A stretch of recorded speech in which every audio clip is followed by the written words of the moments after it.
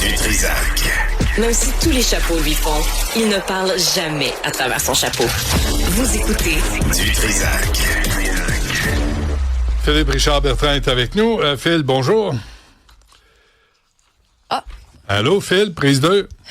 Oui, je suis là. Ah, OK, on t'entend. Désolé. Sois pas... on reste calme. Tout va bien. 90 millions en aide gouvernementale. Qui ça? En fait, c'est la compagnie LeaderTech, une compagnie qui développait des systèmes de voitures autonomes. Pourtant, c'est une technologie, pour ton information, qui est prisée partout dans le monde. Tu sais, il y a une course mondiale à rendre les véhicules plus autonomes, que ce soit Tesla, que ce soit les robots taxis, peu importe. Mais le gouvernement du Québec a mis de l'argent dans cette entreprise-là. Cette entreprise-là est allée en faillite, bien entendu. Et là, on est en train de la démanteler. Mais jusque-là, bon, c'est une histoire qui semble peut-être banale, Benoît, ou pas. Là, tu sais, on peut questionner les choix, encore une fois, de la CAQ. Mais il y a un pourcentage, moi, qui m'a fait sursauter.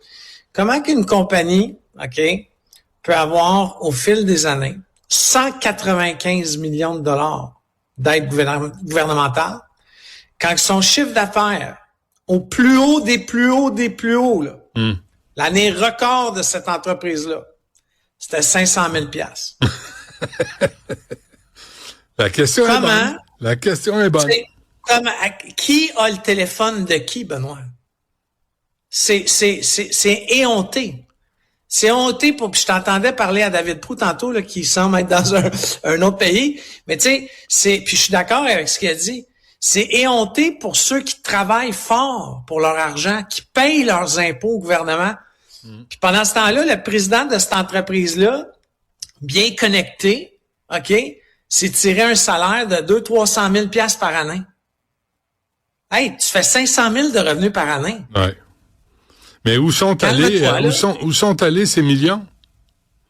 Ben, dans du développement technologique, sauf que là, comme tu sais, c'est une faillite, donc ils démantèlent la compagnie, tu sais, ils vendent les brevets, l'équipement. Il y a comme pour 5 millions d'équipements. Pas trop de brevets. Tu sais, honnêtement, là, tu sais, c'est décourageant. Là.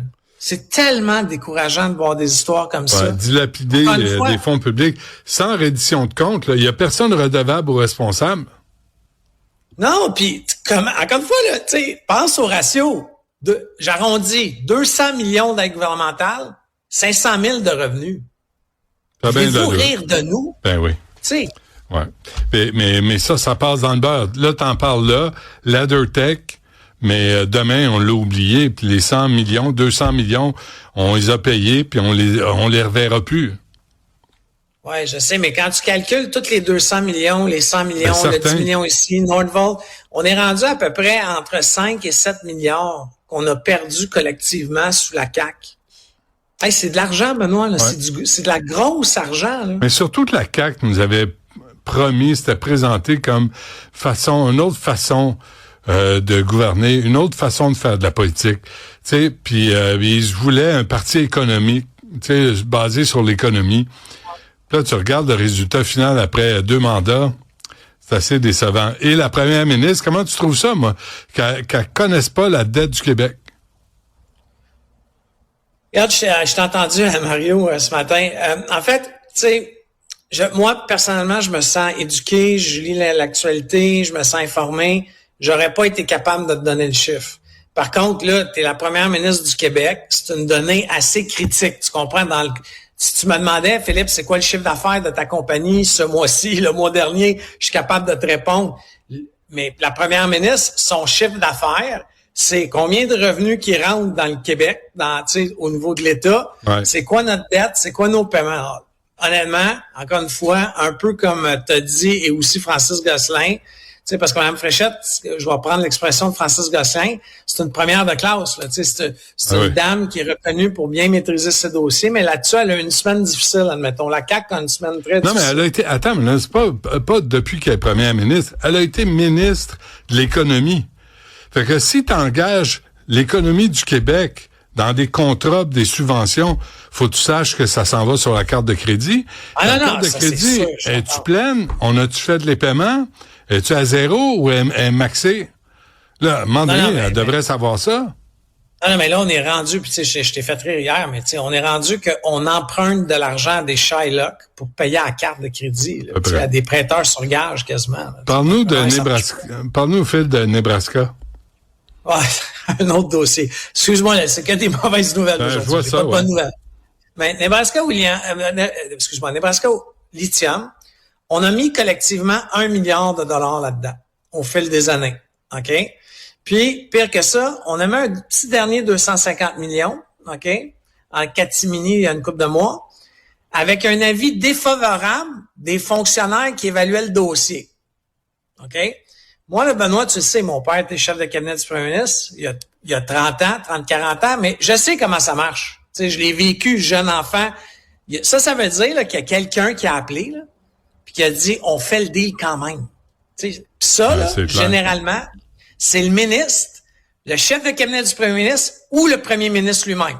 Il y a pas 52 personnes qui peuvent faire cet appel-là de dire, oublie l'avis défavorable, mais 250 millions, il y a quelques mois. Et là, bizarrement, on apprend que Investissement Québec trouve que ça va pas trop bien, là. Tu sais, les travaux sont à l'arrêt. Puis là, Investissement Québec a demandé une évaluation externe de la valeur de son investissement. Alors, qu'est-ce que ça veut dire? Puis bien entendu, on nous dira pas ça avant la campagne électorale. On va attendre le lendemain. Mais l'évaluation, regarde bien, on va attendre au mois de novembre, après l'élection au mois de décembre, qu'on doit avoir perdu 50% de la valeur de notre investissement. Ça va être une histoire comme ça, encore une fois. C'est clair. Puis notre partenaire, by the way, dans cette business-là, là, c'est une multinationale qui fait 50 milliards de chiffre d'affaires par année. Mais nous, on leur a donné de l'argent pour s'installer ici. Faire la charité aux riches. C'est un vieux concept québécois, ça. Ouais. Et l'économiste principal de Desjardins, qui juge que le moment est venu pour Hydro-Québec de préciser ses plans, qu'est-ce que ça veut dire? Oui, mais en fait, ça, c'est histoire fabuleuse. On sait que Hydro-Québec va investir 200 milliards. Son réseau, créer de la capacité d'électricité, mais ils nous disent qu'ils vont l'investir. Ça fait 1 an qu'ils nous disent ça. Monsieur Fitzgibbon avait annoncé, ça fait un bout, là. Mais on ne sait pas encore comment. Ils vont-tu l'emprunter? Ils vont-tu vendre une partie d'Hydro-Québec au privé? On va-tu arrêter le gouvernement du Québec de recevoir le milliard de dollars de paiement de bénéfices à chaque année? Tu sais, ils vont faire quoi avec le 200? Comment? Ils vont le trouver où?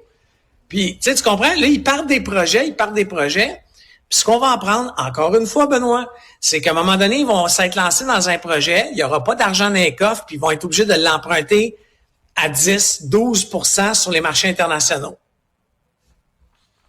T'sais, bon, c'est bon. Merci pour ces excellentes nouvelles. Vraiment, une après l'autre. C'est le jeudi positif. Ah oui, t'es le Cupidon de la bonne nouvelle, vraiment, Phil. Merci. À demain. À demain.